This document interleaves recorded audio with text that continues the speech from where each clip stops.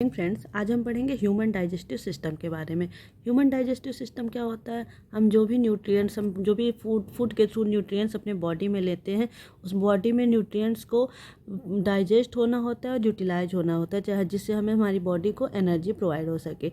तो सबसे पहले डाइजेस्टिव सिस्टम में जो फर्स्ट पार्ट होता है हमारा माउथ। डाइजेस्टिव सिस्टम हमारा माउथ से स्टार्ट होता है। ये देखिए, यहाँ माउथ है, माउथ से स्टार्ट होता है, माउथ से स्टार्ट होता है और आ करके एनस तक ख़त्म होता है, एनस पे ख़त्म होता है। यानी कि माउथ से लेकर के ये सारे ऑर्गन्स होते हुए, ये सारे जो ऑर्गन्स होते हैं माउथ से लेकर के एनस तक, ये सारा जो है एलिमेंट्री कनाल के अंदर आता है। एलिमेंट्री कनाल क्या होता है?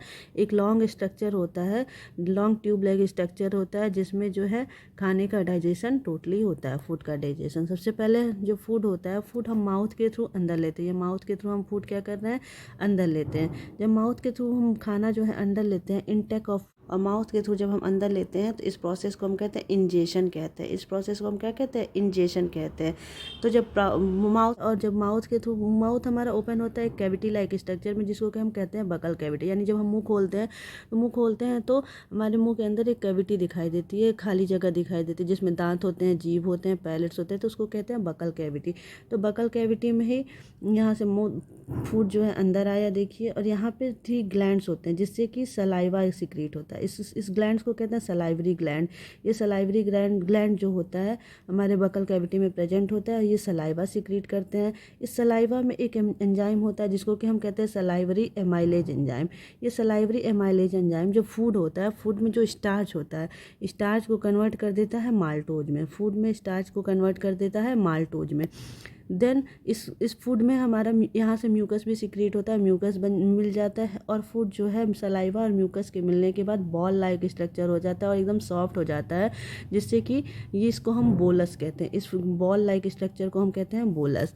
बोलस फिर जो है पेरिस्टालिक मूवमेंट के थ्रू इस फूड पाइप से होते हुए अंदर आता है, और ये डायरेक्ट अंदर नहीं आता, ये इस तरीके से पेरिस्टालिक मूवमेंट करता है। यानी पहले रिलैक्स फिर कॉन्ट्रैक्ट, रिलैक्स कॉन्ट्रैक्ट, ऐसे करते हुए ये इस फूड पाइप से होते हुए कहाँ आ गया? हमारे स्टमक में आ गया। जब भोजन जो हमारा फूड होता है स्टमक में आ जाता है, तो स्टमक में बहुत ढेर सारी जो होती हैं, स्टमक की वॉल में ग्लैंड्स होती हैं, ठीक है। इस ग्लैंड्स को कहते हैं गैस्ट्रिक ग्लैंड। इस ग्लैंड को क्या कहते हैं? गैस्ट्रिक ग्लैंड कहते हैं। ये गैस्ट्रिक ग्लैंड जो होती हैं 3 तरह की जूस सिक्रीट करती हैं। इन जूस को कहते हैं गैस्ट्रिक जूस। पहला जूस जो होता है वो होता है पेप्सिन, दूसरा होता है HCl, और तीसरा होता है हमारा म्यूकस। तो पेप्सिन जो होता है, यहाँ से खाना आता है यहाँ पे, तो पेप्सिन जो होता है, पेप्सिन कहता है कि जब तक हमको एसिडिक मीडियम नहीं मिलेगा हम अपना काम नहीं शुरू करेंगे। और पेप्सिन का काम क्या होता है? वो प्रोटीन को ब्रेक डाउन करता है। हमारी बॉडी में न्यूट्रिएंट्स में जो प्रोटीन होते हैं, प्रोटीन का ब्रेक डाउन कौन करता है? पेप्सिन। पी से प्रोटीन। तो ये कहता है जब तक हमको एसिडिक मीडियम नहीं मिलेगा हम कोई अपना वर्क करेंगे नहीं।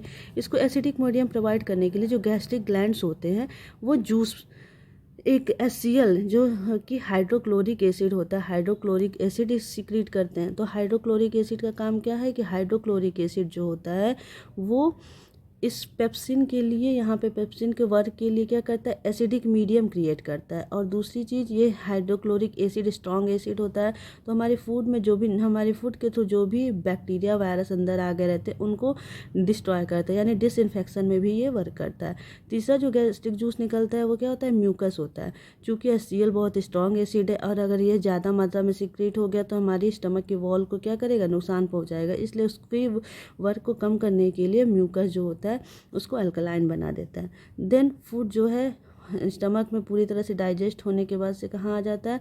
यहाँ पे स्मॉल इंटेस्टाइन में आ जाता है। ये देखिए, स्मॉल इंटेस्टाइन में आ गया। स्मॉल इंटेस्टाइन जो होता है एक बहुत ही लॉन्ग ट्यूब होता है, लेकिन ये बहुत कॉम्पैक्टली अरेंज होता है, क्योंकि ये बहुत कॉयल होता है। देख रहे हैं, ये बहुत कॉयलिंग होती है इसमें, इसलिए कॉम्पैक्टली अरेंज हो जाता है।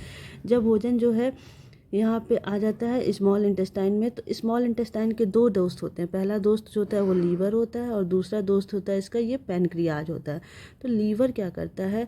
लीवर जो होता है, लीवर सिक्रीट करता है बाइल जूस। लीवर क्या सिक्रीट करता है? बाइल जूस सिक्रीट करता है। और ये बाइल जूस, ये गॉल ब्लैडर देख रहे हैं, इस गॉल ब्लैडर में जो है बाइल जूस स्टोर रहता है। तो जब यहाँ पे फूड स्मॉल इंटेस्टाइन में आता है तो स्मॉल इंटेस्टाइन में आता है तो एसिडिक रहता है, तो लीवर क्या करता है, इसमें बाइल जूस डालता है। और बाइल जूस जो होता है वो इमल्सिफिकेशन ऑफ फैट के लिए बहुत इंपॉर्टेंट होता है। फैट का क्या करता है, इमल्सिफिकेशन करता है। इमल्सिफिकेशन में फैट मॉलिक्यूल के, लार्ज फैट मॉलिक्यूल को ये स्मॉल मॉलिक्यूल्स में तोड़ता है। ठीक है, तो लीवर का काम समझ में आ गया। लीवर जो होता है वो एक गैस्ट्रिक ग्लैंड है जो बाइल जूस सिक्रीट करता है। ये बाइल जूस जो होता है स्टोर होता है गॉल ब्लैडर में। तो अक्सर आपने सुना होगा कि किसी को किडनी होता है गॉल ब्लैडर में, तो ये गॉल ब्लैडर निकाल दिया जाता है।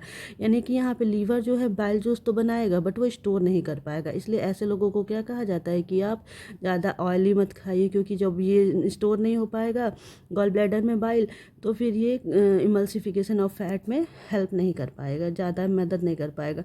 देन पैनक्रियाज जो होते हैं पैनक्रियाटिक जूस सिक्रीट करते हैं। इस पैनक्रियाटिक जूस में भी 3 एंजाइम्स होते हैं जो कार्बोहाइड्रेट, प्रोटीन और फैट को फिर से ब्रेक डाउन करते हैं। तो मैक्सिमम जो है पूरा डाइजेशन, कंप्लीट डाइजेशन जो है स्मॉल इंटेस्टाइन में हो जाता है, और स्मॉल इंटेस्टाइन में कंप्लीट डाइजेशन के बाद से एब्जॉर्प्शन भी हो जाता है। देन यहाँ पे पूरी तरह से बॉडी में एब्जॉर्प्शन हो गया, न्यूट्रिएंट्स का एब्जॉर्प्शन हो गया। देन जो है लार्ज इंटेस्टाइन में आप किसका एब्जॉर्प्शन होता है, ये लार्ज इंटेस्टाइन है। लार्ज इंटेस्टाइन में सिर्फ और सिर्फ वाटर का एब्जॉर्प्शन होता है। देन जो वेस्ट प्रोडक्ट होता है वो रेक्टम और एनस के थ्रू बाहर आ जाता है, रेक्टम और एनस के थ्रू होता हुआ बाहर आ जाता है। देन जो है ये सारा प्रोसेस, तो पहले सबसे पहले इजेशन, हम खाने से माउथ से खाना ले रहे थे, ये प्रोसेस इजेशन हो गया। ठीक है, फिर ये माउथ से लेकर के और रेक्टम तक का पार्ट जो होता है वो डाइजेशन में आ जाता है। जब डाइजेशन हो जाता है तो फिर उसको क्या करता है, स्मॉल इंटेस्टाइन जो भी न्यूट्रिएंट्स होते हैं उसको एब्जॉर्ब कर लेता है। और एब्जॉर्ब करने के बाद से नेक्स्ट प्रोसेस होता है वो होता है एसिमिलेशन का। एसिमिलेशन मतलब कि जो भी न्यूट्रिएंट्स जो हमें न्यूट्रिएंट्स इससे फूड से हमें मिले हैं वो कहाँ पे, वो क्या हो रहे हैं, हमारे ब्लड में मिक्स हो रहे हैं, ब्लड में जो है मिक्स हो जाते हैं। ये प्रोसेस क्या होता है, एसिमिलेशन होता है। देन इजेशन में क्या होता है, इजेशन में जो भी वेस्ट प्रोडक्ट है वो क्या